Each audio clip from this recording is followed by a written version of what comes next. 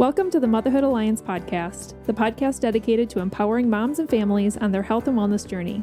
I'm Brittany Suttner. And I'm Andrea Rankus. Together, we're here to explore holistic approaches that go beyond conventional medicine. Each week, we dive into topics that matter most to you, everything from nutrition and mental health to alternative therapies and natural living. We'll bring you the expert interviews, insightful discussions, and practical tips to make motherhood a little easier and help your family thrive. Please keep in mind that this podcast is for informational and educational purposes only and is not intended to replace the advice, diagnosis, or treatment plans you have with your personal healthcare team. Please have a conversation with your trusted healthcare provider prior to making any changes or implementing any strategies or advice you learn from this podcast. Whether you're a new mom navigating the early stages of parenthood or a seasoned pro looking for new ways to support your family's well-being, you're in the right place. Here at the Motherhood Alliance podcast, we challenge the status quo, ask the tough questions, and offer a supportive community for moms who want to make an informed, holistic choice. Thank you for joining us on this journey. Let's get started. Hi, we are Britt and Andrea from motherhoodalliance.com, and we are excited to introduce you to Martha Bailey, a board-certified nurse coach and the owner of Wellness on the Wolf based out of Fremont, Wisconsin. As a nurse coach, Martha specifically loves to help adults better manage stress and anxiety, find work-life balance, improve sleep, support sustainable weight loss, and navigate life changes. With a background that spans hospital work, travel nursing, and many years in oncology, Martha brings a deep experience perspective to coaching, which we can actually personally speak to because both Drea and I have experienced her coaching ourselves. And we can tell you that she is not only incredible to work with, but she's truly an amazing human being. Outside of her work, she loves being outdoors, playing recreational volleyball, paddleboarding, cheering on sports teams, and spending quality time with her husband and their 3 daughters. We're excited to introduce you to her now. Hello, everyone. Welcome back. We're excited to have Martha back for a 3rd episode here, and today we're going to be talking about a program she's put together called The Path Ahead. I'm going to let her kind of describe what this is and why it's so important and how it relates to coaching, but I'd love, Martha, for you to first tell us about your experience that made you come up with this concept in the first place. Yeah, so why I created this was what happened is my mother-in-law passed away, and with some of the questions, some of the things, she had a household, we had a little bit of time to try to figure out where things were and some of the big important stuff before her death. But really, once she passed, my husband was her only child, and he was working full-time. I wasn't working full-time, so I had more time on my hands to deal with the paperwork, to deal with the household, to deal with all the things that come with that. So it was a lot of time. And I like to think I'm a pretty resourceful person, but it takes time to figure out who to call, what to do, what steps do you have to do it in. And then there's points where I couldn't finish maybe the task. My husband would have to be the one on the phone as the person. So anyway, we went through that for a long time, and there were still things that popped up throughout that first year. And after going through this for a little while, I was like, I think I want to try to get our stuff together a little better. Our passwords, for example, she had them written around, kind of turning the pages from edge to edge, upside down, different logins, passwords. And then there were sheets torn out. And then there was, you don't know what's most recent. So that was another task where I'm like, I had a password list for myself, but I went back to that first to be like, how can I make this a little better? And is this even up to date? So that's kind of where it started. And then my husband very quickly was like, yeah, we need to be more organized because now we have more stuff and more files and more paper and bins and things, physical things too. So like what's really important to us? Where do we go from here? Mm-hmm. And I think about going through that kind of an experience. Yes. I would have no idea where to start. Well, none. I mean, we have it with like our grandma died not too long ago, and I went up, we helped my grandpa figure out things, and my mom took care of a lot of stuff, but there was even just like the physical stuff, like she had diamonds, she had all this other, these things. And it was just like, well, where's all the paperwork on this? And it just would have been super nice to be a little bit more organized. And then I think of that for my stuff and I'm like, oh man, there's a mess in here. Like what's important to me? Yeah. What's really important? Like my dresser drawer is not important. Like what's in it? People might think it's important. No, it's not, So I don't know. There was just the thought process it's important to think about. Yeah. And the more I started to jot down some of these resources that I used for, her situation, but also for ourselves and applying it to our household, our kids, our, if we own our own home, like different things like, oh, when's the last time that the furnace has been checked on, or different, like it kind of, I went into this like, oh, there's all sorts of things. And it really turned into a life planner versus death planner. And I researched, there's a lot of different things out there for death planning, and, the funeral director, the funeral homes were great, a resource too. But really, this planner is a physical paper planner as of now. There's talk of electronic and doing things like that, but there's 12 tabs, and end of life isn't even until tab 11. So there's a lot of life before that. And the biggest thing I found after doing this for ourselves and now having to offer it to clients is the time that you save, the stress that's saved for now living. Like, I don't have to search for my accounts and passwords. I grab my planner. I grab it on a weekly basis. My kids know about it. Like, doesn't have to be in my head or weighing on me. So saving time, saving stress were one of the biggest reasons why I was like, this needs to be shared. I need to figure out how to do this. So that was some of the why.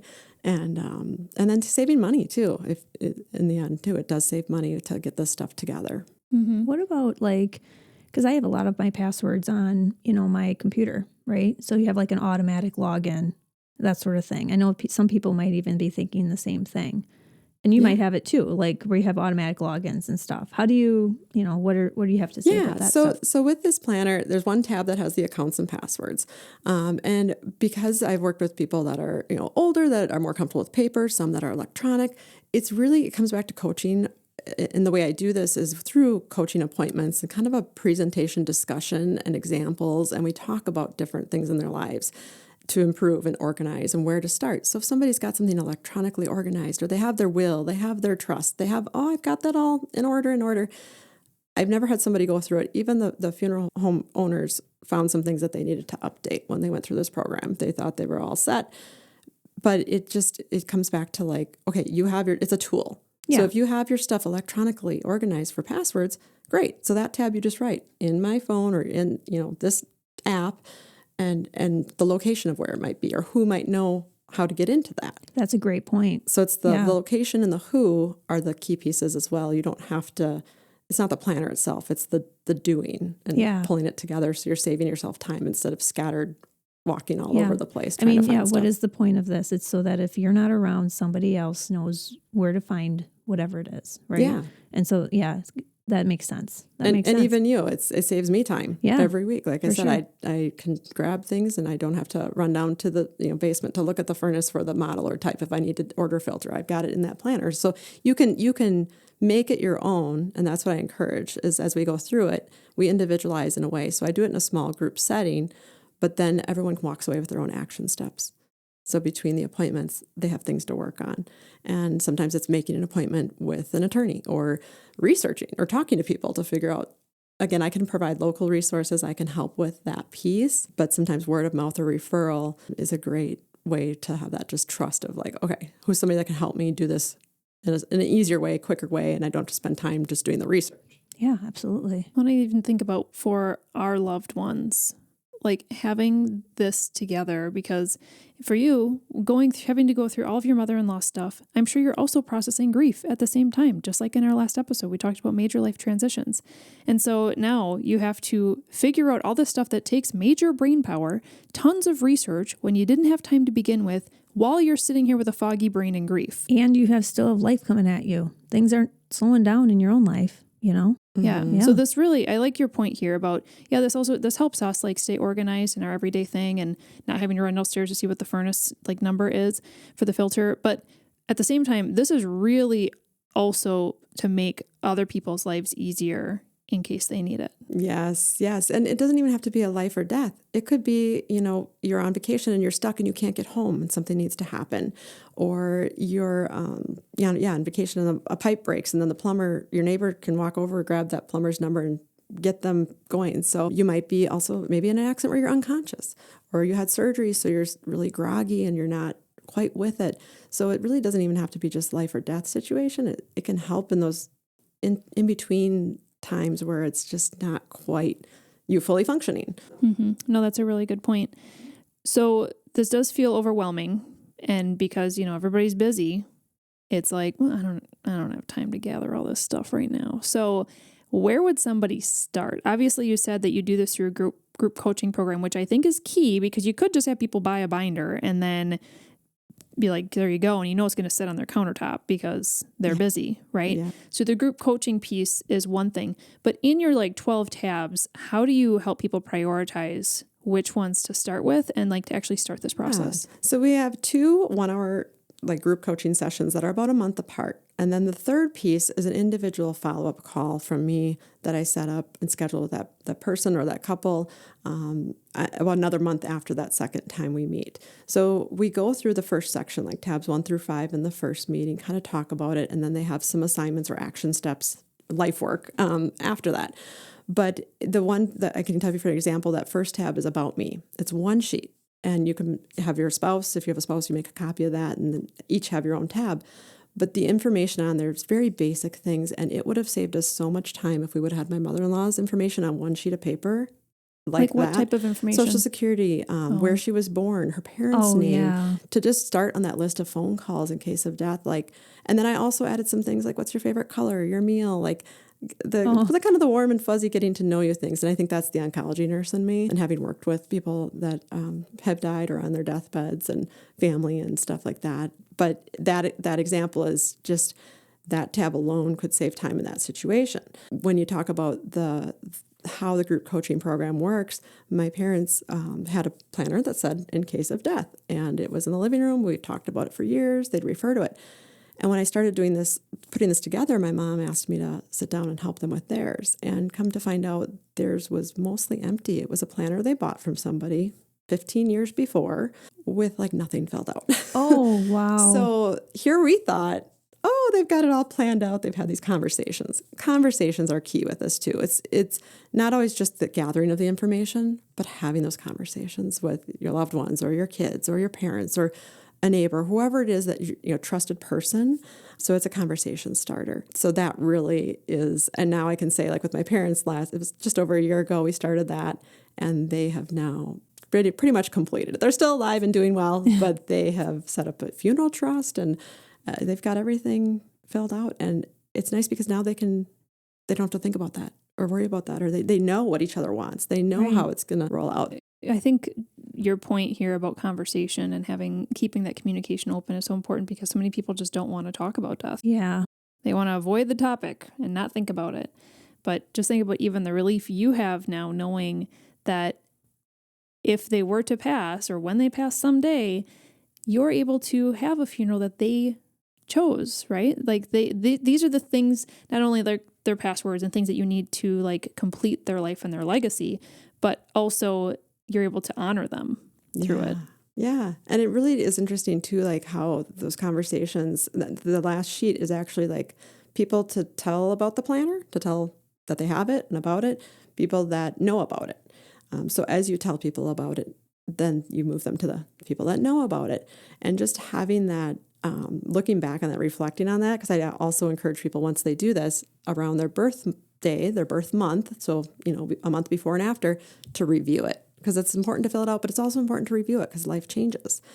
And just knowing that there's people there that you have had some deeper conversations about, because everyone dies at some point. So it's planning for death, but at the same time, it really helps day-to-day life by just getting this organized, and it can trickle into other areas then.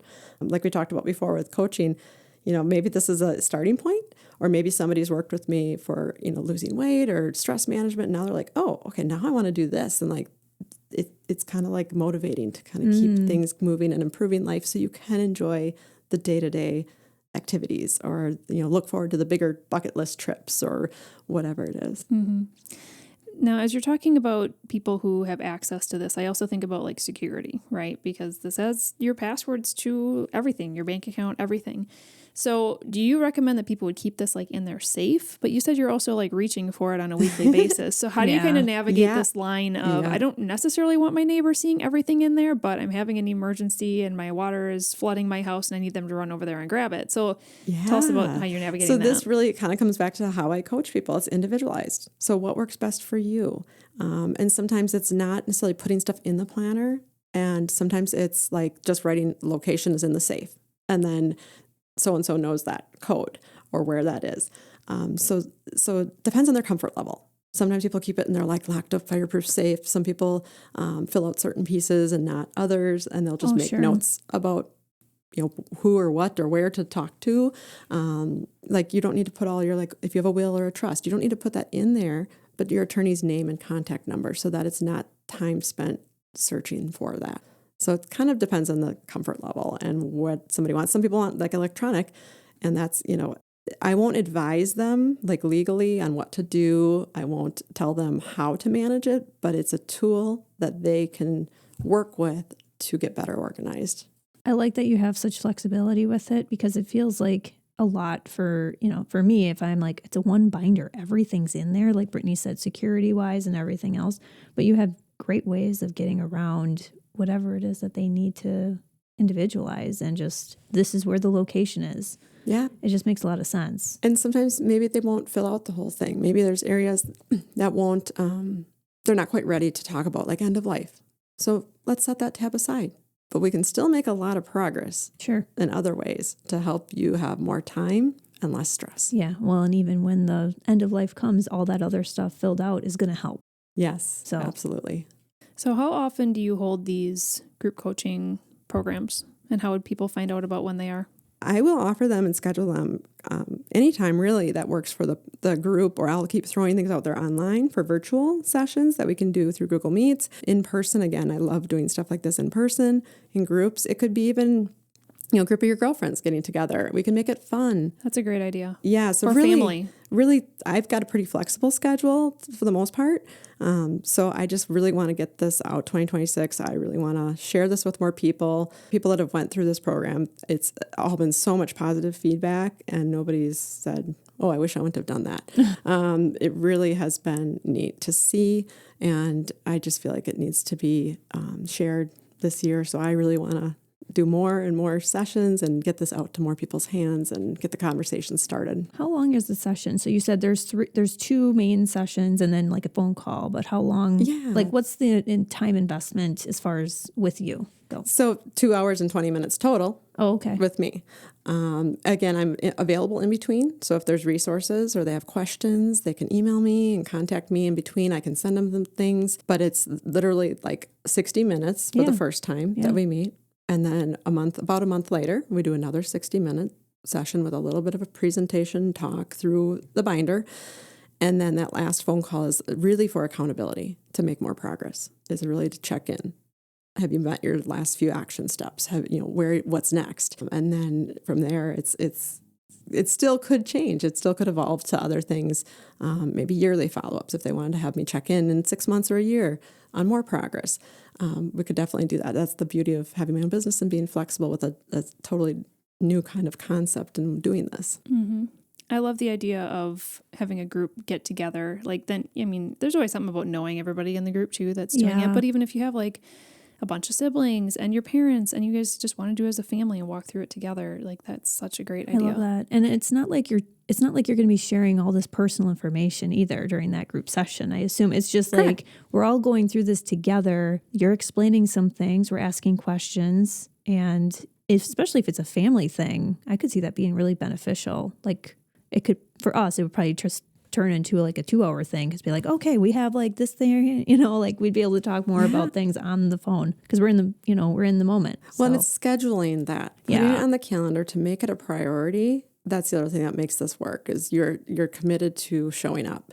And with the family situation, I think that'd be awesome to do, because sometimes you have family members that don't really want to talk about any of this, or they feel like I'm not ready for that, or I'm so scattered, nothing's together, but maybe their spouse is worried and that's very unsettling. So doing it as a family can be a little less daunting, and I can sort of be the neutral person to sort of bridge some of these conversations and not make it as scary or as daunting. yeah. Well, and this is also something people can do whether they live here in Wisconsin or in Florida or in Arizona or anything like that, right? Definitely important anywhere. Yeah. This is great. Thanks, Martha, for number one, starting this program, but also number two, sharing it with us, because I think it's going to make a difference in a lot of people's lives. And even though it takes a little bit of time now to put together, it's going to save so much stress and research down the road. So worth it. All right, you guys, we have one more episode coming up. We're going to just kind of be hot fire in this episode here with different, talking about sourdough and fermentation and just all these other things. It's going to be kind of a fun one. We're going to be just kind of talking off the cuff and having a conversation. So I hope you'll join us for that one as well. If you enjoyed this episode, would you consider leaving a rating or review or sharing it directly with a friend who could benefit from the information? We know that you're a busy mom or caregiver, and our goal is to make your life easier by bringing tips and tricks directly from experts into your earbuds. By sharing this episode with someone you love, you can play a critical role in helping to make their life easier as well. We appreciate your time and thank you for being a part of the Motherhood Alliance family.